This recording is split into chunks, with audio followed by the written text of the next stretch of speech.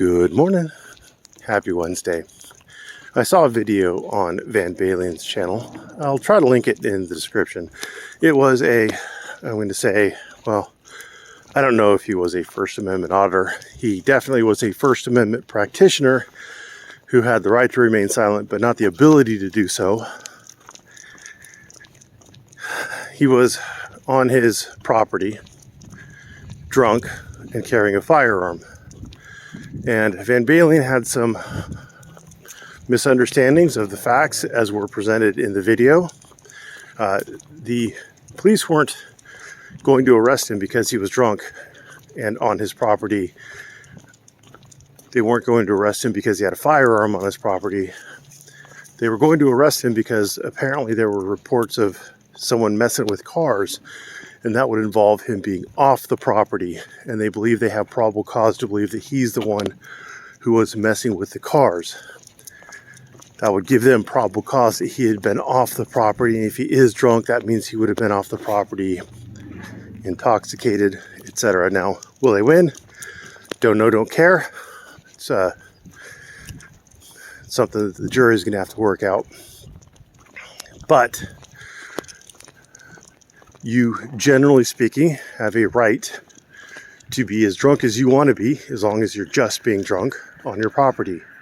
It's not public intoxication to be drunk on your private property. Generally speaking, check with your local laws, check with a local attorney. You have a right, according to Heller, to have a firearm on your private property. Doesn't give you the right to point it at anybody, etc. Doesn't give you the right to wave it around or shoot it. But you do, generally speaking, check with your local attorney, have a right to possess a firearm on your person, on your private property. But the big issue is this gentleman who lacked the ability to remain silent was read his Miranda rights. They were talking to him. He was being a drunk man. I mean, you got a drunk guy is going to be a drunk guy. I don't fault him for the way he responded. But then they said, do you know your Miranda rights? And he said, yeah. And the cop was like, well, I'm going to tell them to you anyway.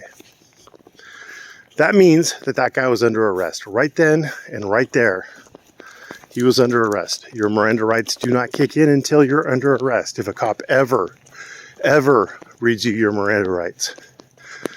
If you had not stopped talking, you should have already stopped talking. You should never talk to the police. Every single criminal defendant I have represented has talked to the police and given them at least the majority of their probable cause.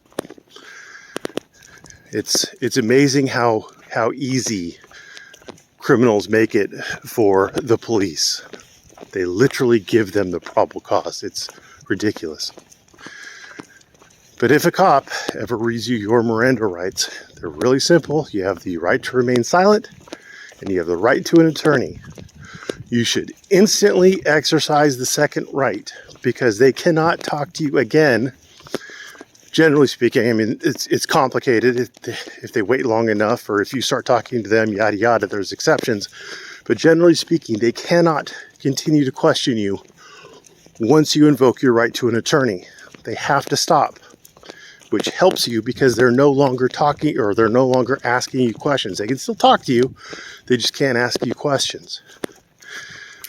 So invoke your right to an attorney once you're arrested, and then remain silent. Please, for the love of all that's holy, cops are not your friends.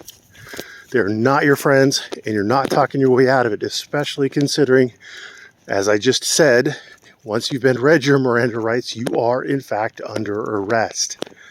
So act like it. Act like it and shut up. Thanks for watching. Have a great day.